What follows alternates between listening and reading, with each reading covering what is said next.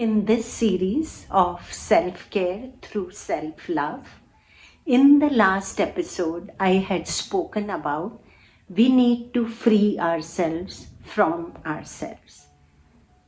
In this episode, I would be talking about the chains that we form, the knots that we create for ourselves. They lead to unreleased emotions.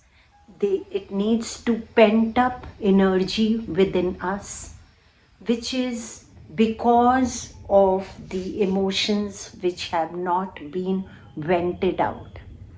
And this unreleased emotion creates blockages in our energy system, leading further to stress, to anxiety, to sadness, to unhealthy relationships, to insomnia, to anger, to guilt.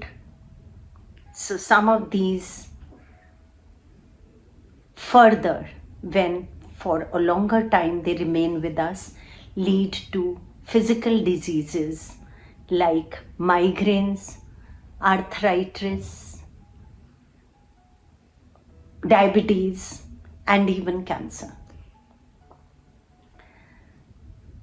How do we now, having understood the kind of havoc these knots that they create within ourselves, how do we need to untie ourselves from these knots? How do we need to free ourselves from the chains that we have bound ourselves with? The release has to happen. The knots have to be opened if we want to live a joyful and a disease-free life. So after the first episode was released, a lot of people asked me as to how do we now work upon ourselves. So today I want to tell you that this is a process on which we need to work on. It is not a single act which we can perform and we will get rid of all the knots that we have created over a very long time within our system. It is a journey that we need to embark on. So the way forward is that the first step, the foremost one, is that we have to take responsibility.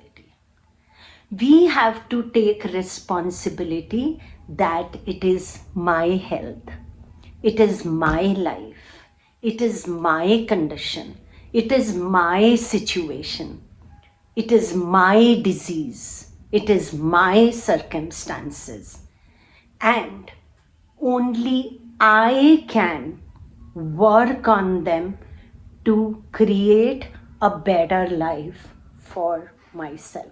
This is a responsibility which I have to assume if I want to take this process forward.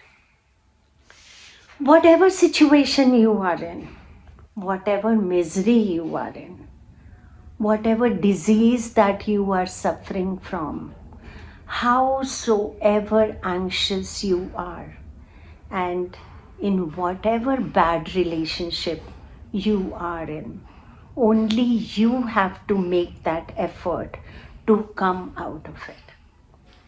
And no situation is that bad. No situation is that miserable.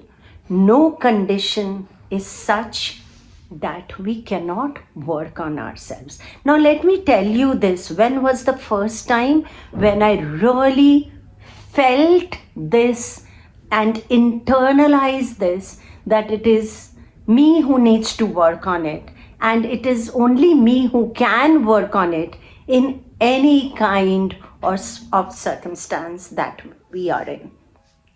So I had gone to Andaman Nicobar Islands, which was a travel trip, and I went to the cellular jail there. There I came across the cell of the freedom fighter Veer Savarkar. Now this cell was very, very small. It was hardly 6 feet in length, probably 4 feet in width, and 8 feet in height. And in this cell, Veer Savarkar was there for more than a decade. It had a small hole within the cell where he was supposed to defecate. And his excreta had to lie there for 3 to 4 days before it was cleaned. It had a very small window which was in the corner of the wall of his cell. In front of the cell were the gallows where people were hanged every day, and he used to hear the sounds and he could see them from the bars of the door of his cell. He hardly got any food to eat. There was no space to move, and this was the condition he lived in for more than a decade. And in this decade, he created the most beautiful literature. He wrote amazing poetry in this period. And when I saw this cell, and when I came back and I read the poetry that he had written,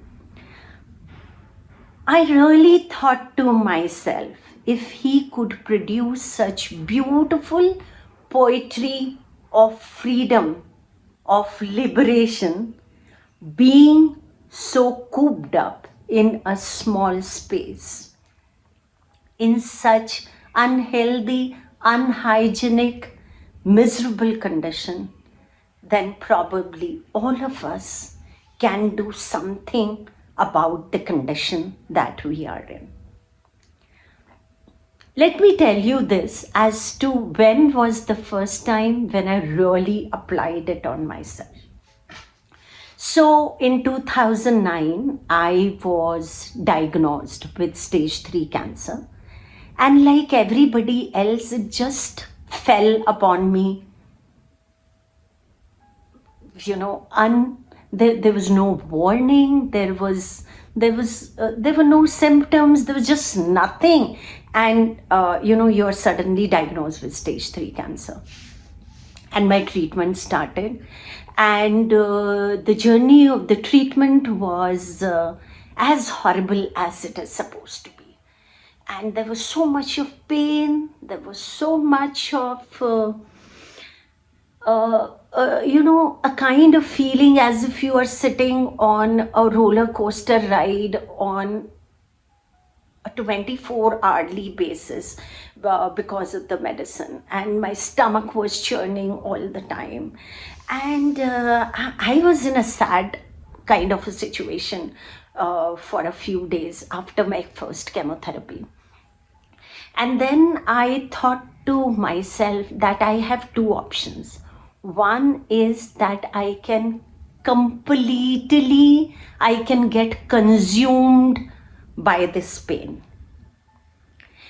And the other probably could be that I can use this pain to understand as to why this experience has come into my life. And there has to be some learning which I need to figure out for myself. But I can figure it out only if I am able to see my pain as a third person. Being consumed with the pain, I will get so engaged in it that I will not be able to do anything about it, and I will just go down with it. And so I decided I need to first release this anger which is there in me, this feeling of feeling so miserable has to go out from me. So I went and I picked up a huge canvas and I decided to paint. And I thought, let me just paint my mental state, which is there at present. And I almost attacked that canvas with a kind of vengeance. And I just painted it in such a frenzy. And after 2 days, what appeared was so painful on the canvas. There was so much of as if there was a lot of anger. There was probably some bit of bitterness. There was helplessness in a big way. But having put it on the canvas really released me from a lot of pain that I was going through. And that day I decided that with each chemotherapy, I will do a canvas and I will paint my mental state, which will help me to release the pent up emotions which are getting inside me. I need to keep releasing them to have better experiences in life, to understand as I told earlier, what is the reason that this experience has come into my life, and I need to learn something from it. And every bad experience, every challenge that comes in our lives comes there to teach us something. And as soon as we learn something out of it, that experience starts moving away. And that decision of creating a artwork after every chemotherapy really helped me big time. And I really want to share with you my whole journey of this very big challenge which had come in my life, and how I helped myself come out of it by taking the responsibility of my challenge, of my condition, of my disease. And I really want that if you are going through any mess in life, then please take that journey, starting with taking the responsibility. Subscribe to my podcast and look forward to the next one on coming Saturday, when I would be sharing the painting that I did after my first chemotherapy and explain the whole process to you as to how exactly it helped me release a lot of pain which I was accumulating inside me since the time I was diagnosed of cancer. Looking forward.